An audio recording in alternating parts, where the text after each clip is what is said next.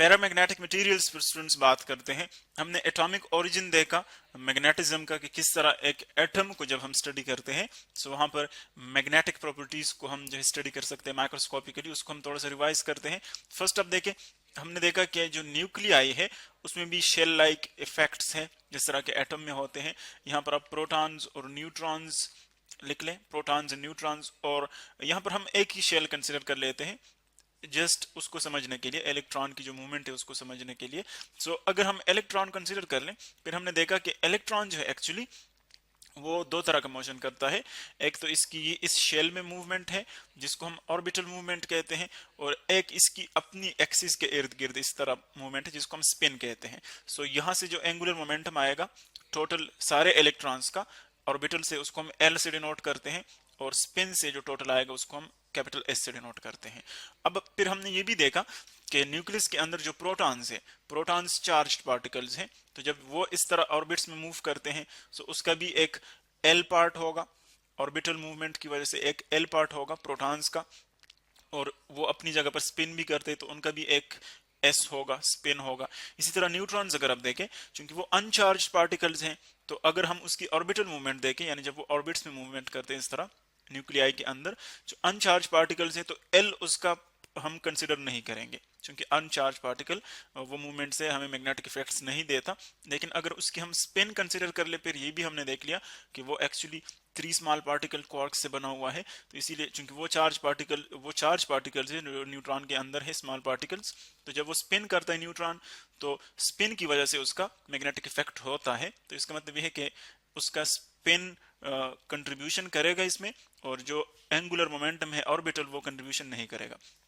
फिर हमने देखा कि सारे अगर हम देखें इलेक्ट्रॉन्स के, प्रोटॉन्स के और न्यूट्रॉन्स के, ये सारे कंपोनेंट्स अगर हम देखें तो प्रोटॉन्स और न्यूट्रॉन्स ये चूंकि मैसिव पार्टिकल्स हैं, बहुत हैवी है इलेक्ट्रॉन से, इसीलिए इनकी कंट्रीब्यूशन को हम नेग्लेक्ट करते हैं। इनकी कंट्रीब्यूशन बहुत कम होती है, अप्रॉक्सीमेटली 1000 टाइम्स से भी ज्यादा या उसके करीब कम होती है इलेक्ट्रॉन से, तो इसलिए उसको हम नेग्लेक्ट करते हैं। 1000 टाइम्स वो उससे मैग्नेटिक इफेक्ट्स इलेक्ट्रॉन से कम होती है।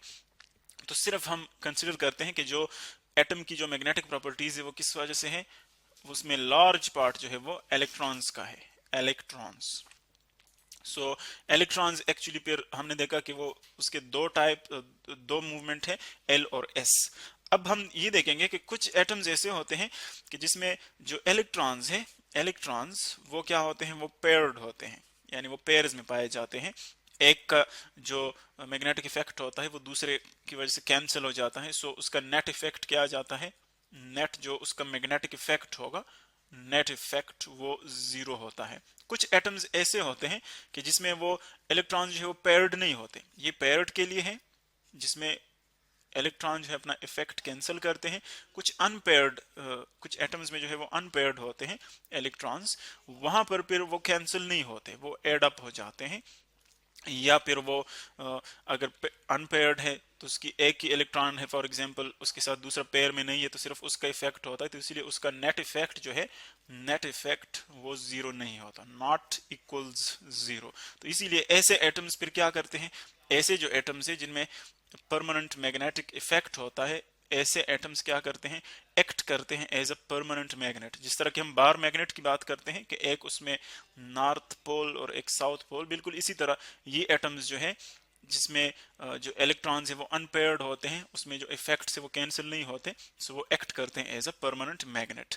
अब ये जो एटम्स हैं अगर इसको हम कंसिडर कर ले, यहाँ पर कोई मटेरियल आप कंसिडर कर ले, पैरामैग्नेटिक मटेरियल वो है कि जिनमें परमानेंट मैग्नेट्स जो एटम्स होते हैं उनका परमानेंट मैग्नेटिक इफेक्ट होता है, उनको हम पैरामैग्नेटिक मटेरियल कहते हैं। सो अगर मैं यहाँ पर एक मटेरियल कंसिडर कर लूँ, सपोज ये एक मटेरियल है, ये एक ऐसा मटेरियल जो कि पैरामैग्नेटिक है, इसका मतलब ये है कि इसके अंदर जो एटम्स हैं उसको हम डिनोट करते हैं उसके परमानेंट मैग्नेट से। यानी ये एक एटम कंसिडर कर ले, ये उसका डायपोल, ये उसका डायपोल, ये एक और एटम आप कंसिडर कर लें, ये उसका डायपोल। चूंकि इसके अंदर जो एटम्स होते हैं वो परमानेंटली मैग्नेट होते हैं, उनका इफेक्ट कैंसिल नहीं होता एक दूसरे की वजह से। ये अनदर एटम, इसी तरह ये आप कंसिडर कर ले, ये एक एटम। यानी इसमें जितने भी हम एटम्स देख रहे हैं वो सारे एक्ट कर रहे हैं एज अ परमानेंट मैग्नेट, लेकिन अगर हम उन सब की ओरिएंटेशन देखें तो देखें वो रैंडम है, यानी कुछ का जो मैग्नेटिक डाइपोल है उसकी डायरेक्शन वो एक है, कुछ की दूसरी है, तो इसीलिए एज अ होल इनकी जो मैग्नेटिक इफेक्ट होगी क्या होगी, वो जीरो होगी, क्योंकि सारे एक दूसरे को रैंडमली कैंसिल आउट कर लेते हैं। लेकिन अगर इसी मटेरियल को हम एक्सटर्नल मैग्नेटिक फील्ड में रखें, देखिए यहाँ पर एक्सटर्नल मैग्नेटिक फील्ड जो है बी एक्सटर्नल वो जीरो है, हमने इसको किसी एक्सटर्नल फील्ड में नहीं रखा है, वो जीरो है। अब इसी मटेरियल को हम यहाँ पर एक एक्सटर्नल मैग्नेटिक फील्ड में रखते हैं, इसी मटेरियल को यहाँ पर आप रखें यू, और यहाँ से एक एक्सटर्नल मैग्नेटिक फील्ड अप्लाई कर लें। ये एक्सटर्नल मैग्नेटिक फील्ड की डायरेक्शन है, आप यू ले लें, ये बी फील्ड की डायरेक्शन जो हम अप्लाई कर रहे हैं।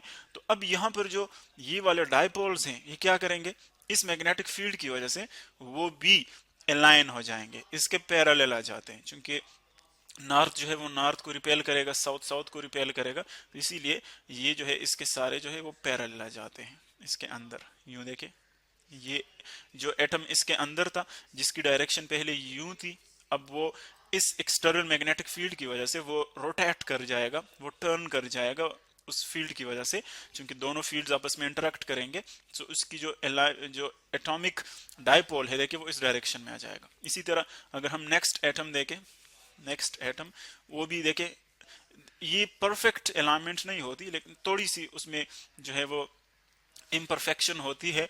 हम इस तरह नहीं कह सकते कि वो बिल्कुल अप्रॉक्सीमेटली 100% पैरेलल आ जाते हैं, लेकिन यूं आ जाते हैं कि सारे जो है, इसको थोड़ा सा हम एग्जैक्ट बना लेते हैं, ये एक और आ गया, इसी तरह ये आ गया एक।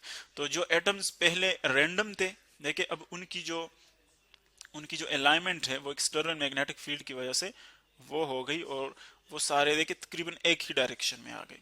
तो जब एक ही डायरेक्शन में आ जाते हैं, इसका मतलब ये हुआ कि अब इसका एक जो पोल है वो नॉर्थ बन जाएगा, ये नॉर्थ बन जाएगा जहां से लाइन निकल रहे हैं, और एक इसका पोल है जहां पर लाइन इंटर हो रहे हैं वो साउथ बन जाएगा। इसका मतलब ये कि ये मटेरियल अब एक्ट करेगा एज अ परमानेंट मैग्नेट, अब ये एक्ट करेगा एज अ परमानेंट मैग्नेट। तो हम इसको यूं ड्रा कर सकते हैं कि जब आप इसको एक्सटर्नल मैग्नेटिक फील्ड के अंदर रखते हैं, तो फिर इस मटेरियल से जो मैग्नेटिक मटेरियल बनेगा, यानी पहले भी ये मैग्नेटिक था लेकिन उसकी जो मैग्नेटिक इफेक्ट्स थी वो कैंसिल हो रही थी चूंकि रैंडम थी, लेकिन अब ये दो पोल्स इसके आ जाएंगे, एक बन जाएगा नॉर्थ पोल, एक बन जाएगा साउथ पोल, तो ये हमारे पास पैरामैग्नेटिक मटेरियल हो गया।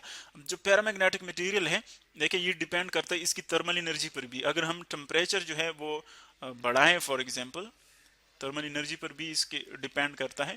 अगर हम टेम्परेचर बढ़ाएं, तो जब हम टेम्परेचर बढ़ाते हैं तो टेम्परेचर क्या करता है, उन मालिक्यूल्स की एनर्जी बढ़ाता है।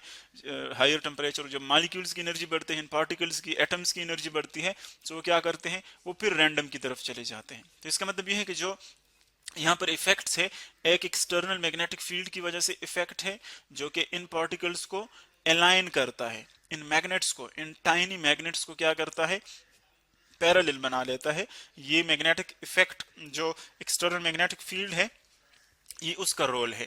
लेकिन जो टेम्परेचर है एक्चुअली वो क्या करता है, वो इन पार्टिकल्स को अगेन रैंडम बनाने की कोशिश करता है, क्योंकि वो उस एनर्जी से फिर जो है वो रोटेट करते हैं, उनके पास एनर्जी आ जाती है। तो ये दोनों एक्चुअली एक्ट करते हैं in opposite sense, b external और टी रैंडम।